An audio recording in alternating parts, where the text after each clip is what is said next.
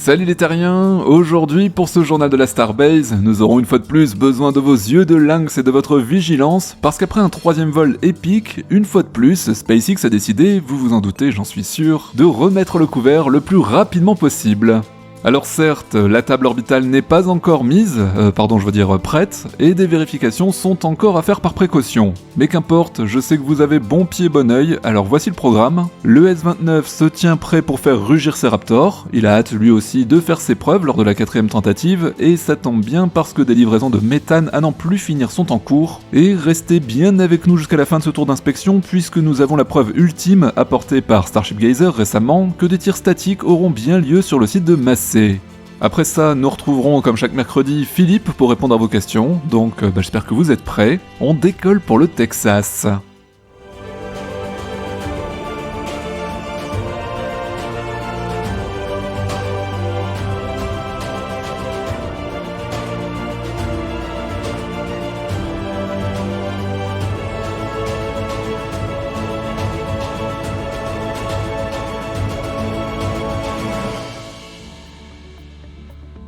Est-ce que vous saviez qu'il existait des écoles certifiées, donc très sérieuses, pour devenir ninja? Si, je vous assure, et même ninja de l'espace si vous le souhaitez.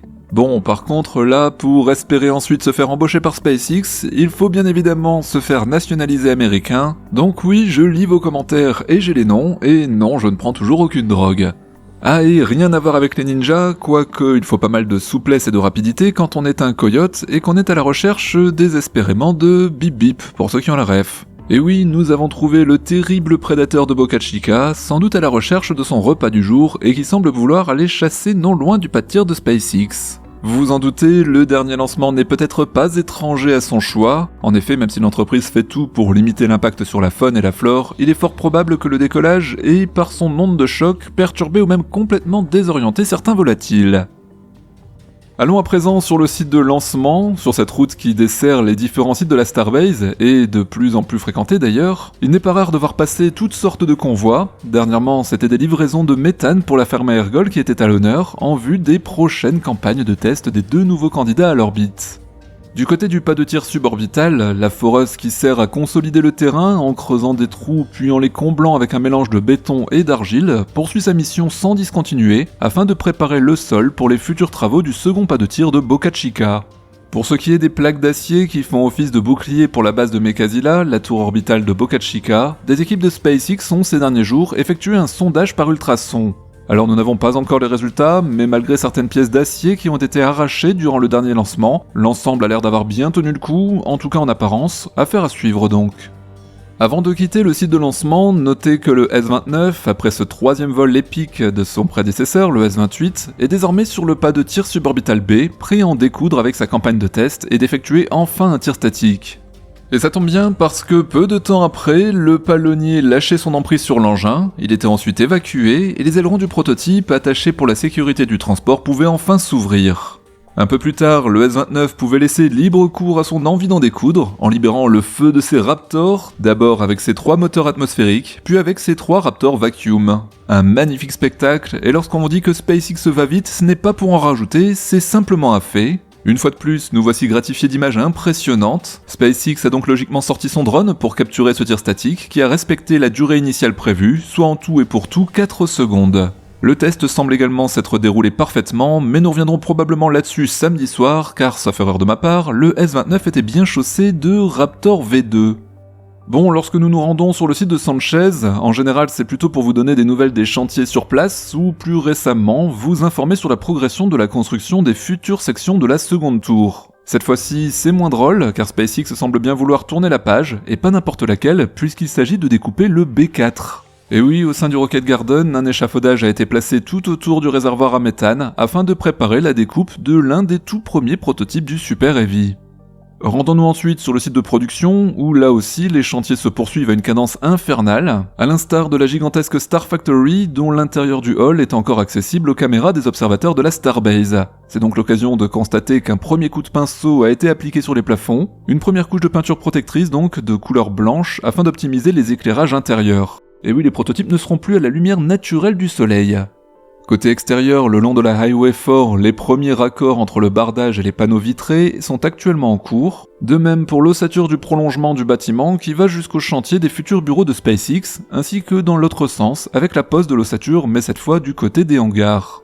Des hangars qui aussi voient toutes sortes d'équipes les visiter, menant plusieurs opérations en parallèle, l'occasion de voir de plus près le fameux stand d'installation moteur des vaisseaux dont on aperçoit ici nettement les panneaux vitrés, censés protéger et isoler le poste de travail, et que Chrome Kiwi avait réussi à illustrer dans quelques rendus dont lui seul a le secret. Un stand opérationnel donc qui nous ferait presque oublier en premier plan la porte coulissante de ce gigantesque hangar que les ouvriers de SpaceX finissent d'ajuster.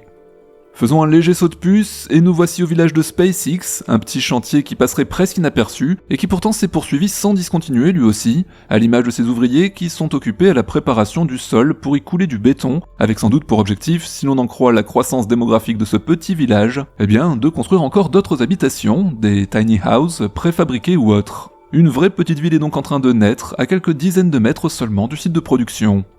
Enfin, pour finir ce tour d'inspection en beauté, tout en donnant une suite à nos récentes observations, nous avons la confirmation que l'entreprise compte bien effectuer des tirs statiques sur le site de Massey. En effet, une livraison dimanche dernier n'est pas passée inaperçue, à la fois pour l'œuvre architecturale de cette structure, composée d'une multitude de tuyaux, mais aussi pour sa fonction en elle-même. Et oui, il s'agit bien de la livraison des premiers éléments qui constitueront en partie le prochain déluge d'eau.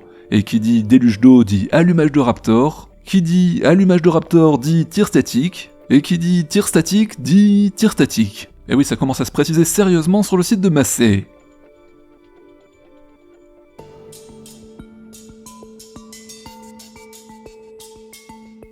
Allez, passons maintenant aux questions des abonnés et aux réponses de Philippe Ribert. Aujourd'hui, on commence avec la question de Mathusalem, que je suppose être donc l'un de nos abonnés les plus âgés. Et oui, Mathusalem aurait vécu 969 ans.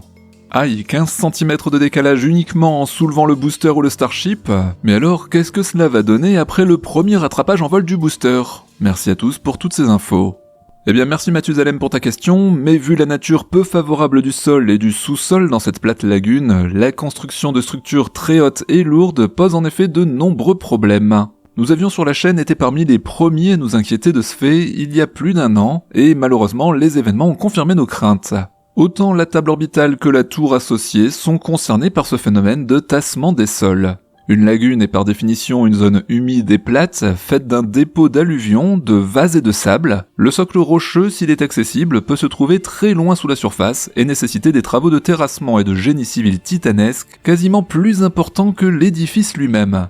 Il existe de par le monde des géants de béton et d'acier construits sur des sols qui ne sont pas favorables du tout, comme le Burj Khalifa à Dubaï par exemple. Ce majestueux bâtiment logé au milieu des sables repose sur des fondations d'une taille qui défie l'entendement. Il y a en effet près de 330 000 mètres cubes de béton coulés dans le sol pour former des fondations fiables, reposant sur une forêt de 192 pieux de 50 mètres de long et 5 mètres de diamètre. Le tout consommant également 39 000 tonnes de barres d'armature en acier. Rien que ça.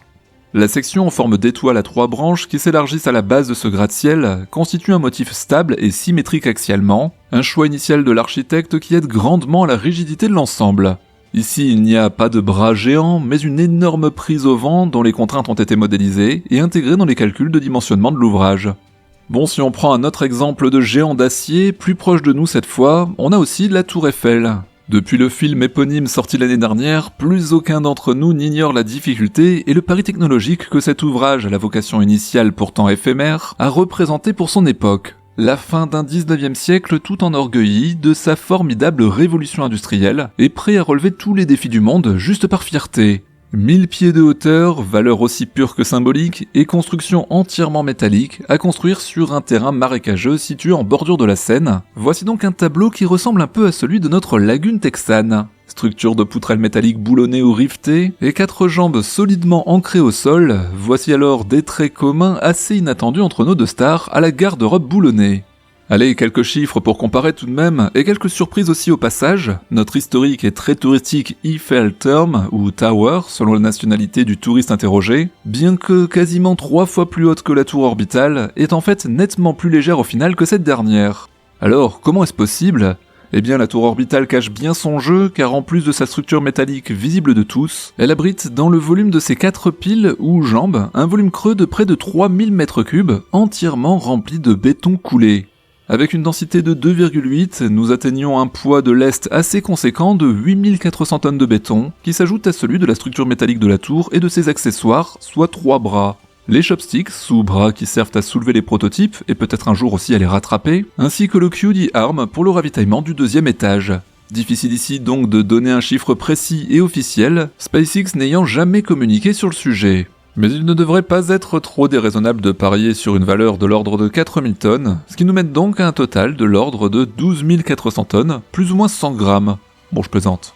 À titre de comparaison, notre élégante parisienne ne pèse toute mouillée que 7300 tonnes, chiffre qu'il est tout de même inélégant de mentionner au sujet d'une si respectable dame. Bon, elle me pardonnera. Un véritable poids-plume qui, calcul fait, n'occasionne qu'une pression au sol raisonnable de 5 kg au centimètre carré, compte tenu de la surface d'appui constituée par les 4 sommiers en pierre qui soutiennent chacune de ses pattes, ou élégantes gambettes selon votre vision de l'histoire. Côté Boca Chica, les choses se compliquent un peu. Partant d'une masse totale de plus de 12 400 tonnes, l'effort au sol se concentre sur une bien plus faible surface de fondation profonde, que nous pouvons estimer à près de 144 mètres carrés, pour une tour de section carrée de 12 mètres de côté en étant large. Ce qui nous donne, après calcul, une pression sous fondation de 8,6 kg par centimètre carré, plus importante donc que celle de la tour Eiffel. Mais là ne réside pas le principal problème, le facteur de forme ou allongement de la tour orbitale est voisin de 13, alors que notre élégante vieille dame, conçue bien avant le calcul informatique et les simulations poussées, se limite à un allongement de 2,64, compte tenu de son large empattement externe de 125 mètres. C'est nettement plus joli et nettement plus stable aussi, Eiffel était un vrai génie. De plus, la seule contrainte horizontale que la tour parisienne a à subir, c'est le vent, alors que son homologue texane, elle, doit jouer les haltérophiles les bras tendus. Et pourquoi pas sur une seule jambe tant qu'on y est ? Si d'autres tours de lancement dans le monde présentent des proportions aussi étirées, la chose est possible en l'absence de toute autre contrainte mécanique forte. Ce n'est cependant pas, mais alors pas du tout le cas chez SpaceX, pour qui une tour de lancement est un véritable couteau suisse. Certes, la tour a bien été testée avec une charge de lest après montage de ses bras, me direz-vous, mais ceci a juste démontré ponctuellement la capacité de la structure et de la machinerie associée à soulever délicatement sans se rompre un lest d'une masse de 250 à 300 tonnes pendant une durée limitée. Le véritable risque, comme tu le suggères dans ta question pertinente, Mathusalem, sans doute encore en raison de ton grand âge et de la sagesse qui lui est associée, c'est que lors d'un futur rattrapage d'un vaisseau ou d'un booster, le choc occasionné lors de la réception ne dépasse la résistance de cette dantesque mécanique. 2 scénarios sont possibles, le premier verrait une rupture pure et simple des bras ou du chariot coulissant sous l'effet d'un choc un peu trop viril. Pour appuyer d'ailleurs cette possibilité, n'oublions pas les images des premiers atterrissages des SN10 à SN15 dont les 6 pattes déployables, courtes et solides, se pliaient en accordéon lors de chaque pose au sol. Ceci nous montre de façon évidente toute l'énergie cinétique qui se libère lors du contact entre 2 solides mobiles d'une pareille taille. Jusqu'à preuve du contraire, il est possible de douter que le système de rails monté sur des amortisseurs installés sur la face interne des 2 bras soit suffisant à cet égard. Précisons également qu'il serait illusoire de compter sur le mouvement descendant des 2 bras pour amortir le choc, ceux-ci se déplaçant bien trop lentement dans la réalité. Les vidéos de bras que nous voyons souvent sur le net sont trompeuses car systématiquement en vitesse accélérée, et afin de limiter ce risque, SpaceX devra gérer l'approche du Starship ou du booster avec une extrême précision et délicatesse qui ne sera pas facile à obtenir de façon fiable et répétée avec des vaisseaux d'une telle masse. Alors certes, les actuels boosters Falcon se posent comme à la parade avec une régularité de métronome, mais ils sont équipés de larges trains d'atterrissage télescopiques amortissants et profitent d'une aire libre et bien plane assez large, tant sur les barges en pleine mer que sur Terre pour se poser. Les bras équipant la première version de la tour de Boca Chica sont des versions longues de près de 36 mètres de long et équipées de rails de 21 mètres, donc en cas de réception d'un booster ou d'un vaisseau en bout de bras, le porte-à-faux plus important mènerait très probablement à un arrachement du chariot coulissant et donc à la chute du vaisseau. Lors des tests de qualification initiaux, rappelez-vous que les ballons d'eau de couleur orange qui étaient suspendus au milieu des bras n'allaient guère au-delà. Le tir a semble-t-il été corrigé avec la seconde génération de bras, dont la longueur a été réduite de moitié. D'autre part, même si le système de bras mobile se révèle incapable de remplir son rôle de rattrapage, le risque d'une inclinaison toujours plus prononcée de la tour est à prendre en compte. Pour la Mécasila déjà construite, il n'y a pas grand chose à faire, il est inconcevable de recreuser de nouvelles fondations depuis la mise en place du bouclier thermique, il faudra donc se contenter de suivre ses mouvements, probablement lents, et modifier les divers accessoires et supports comme cela vient d'être fait récemment. Il s'agit de toute façon d'une installation prototype dont la durée de vie ne se compte pas en décennies. Sur le prochain pas de tir dont la fabrication a été décidée, SpaceX serait bien avisé de consacrer un peu plus de temps et de moyens aux études préliminaires, principalement celles de génie civil. La solution passera probablement par une vaste fondation unique et cohérente pour le couple tour et table, afin de garantir en toutes circonstances un alignement stable et permanent des deux édifices. La situation aurait été plus simple sur un sol rocheux bien solide, mais la géographie du lieu en a décidé autrement. Bien qu'à ce jour, seuls 3 tirs et aucun atterrissage n'ait eu lieu sur ces aménagements, il y a tout de même déjà un énorme retour d'expérience accumulé que l'entreprise doit absolument intégrer à son projet. L'avance rapide itérative, chère à Elon, est certes défendable quand il s'agit d'un étage de hot staging, d'un nouveau réservoir d'eau ou de méthane, ou même d'un système de bouclier actif, mais quand les investissements sont du niveau de ceux requis pour la construction d'un pas de tir spatial complet, on ne peut plus se permettre de faire du bricolage. Il faudra probablement plus d'1 année avant que le nouveau pas de tir soit opérationnel, son fonctionnement fiable et sa durée de vie devront être garantis dans l'intérêt de la poursuite du programme spatial Starship. On ne peut donc que regretter à cet égard le temps et l'argent perdus par l'entreprise qui, prise par sa propre frénésie d'action, a trop précocement fabriqué en même temps 2 tours supplémentaires sur le même modèle de la première, dont une entièrement montée sur le site du KSC qui sert de perchoir aux mouettes, tandis que la seconde, stockée au sol en morceaux depuis près de 2 ans, va servir de matière première à une nouvelle tour probablement différente et édifiée à plus de 2000 km de là. Sans oublier bien sûr que, quelque part dans un hangar, à l'abri des regards indiscrets, dort une seconde table orbitale, inutile clone de la première, et dont le sort risque de ne pas être très glorieux non plus. Il serait en effet fort souhaitable que chacun des composants du futur pas de tir évolue selon une loi darwinienne plutôt qu'arlésienne. Disparaître n'est pas évoluer. L'évolution prend son temps, intègre ses erreurs et ne fait pas de clone stérile en série. Notre futur nouveau pas de tir, tant au niveau de la table orbitale, actuellement couverte d'une multitude de verrues et autres modifications ajoutées mois après mois, que de la ferme à ergol ou du bouclier thermique qui pourrait intégrer une esquisse de pare-flamme, doit évoluer vers un optimum qui nécessitera un certain temps, voire un temps certain, probablement non élonien. Rien ne sert de courir, et vous connaissez la suite. Les années 2024 et 2025 vont être à cet égard très importantes en termes de chantier et investissement sur l'avenir. Il est probable que les premiers essais de rattrapage ne seront tentés que lorsque le nouveau pas de tir sera opérationnel pour les lancements, ce qui va obliger l'entreprise à tenir des délais serrés sur la construction de celui-ci. Et oui, il ne serait bien évidemment pas envisageable de détruire son seul et unique point d'envol vers l'espace.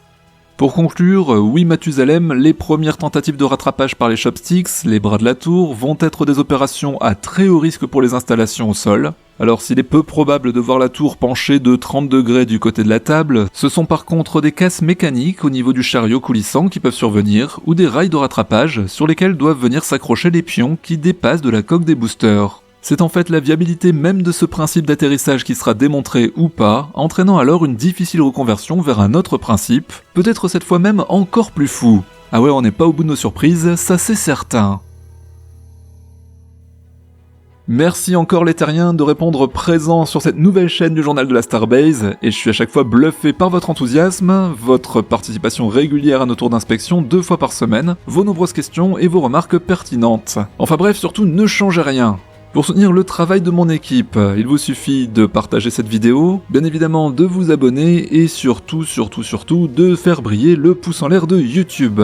Allez, je vous souhaite une très bonne fin de semaine et on se retrouve dès ce vendredi sur le journal de l'espace qui vous tient informé de l'actualité spatiale. A très bientôt les terriens.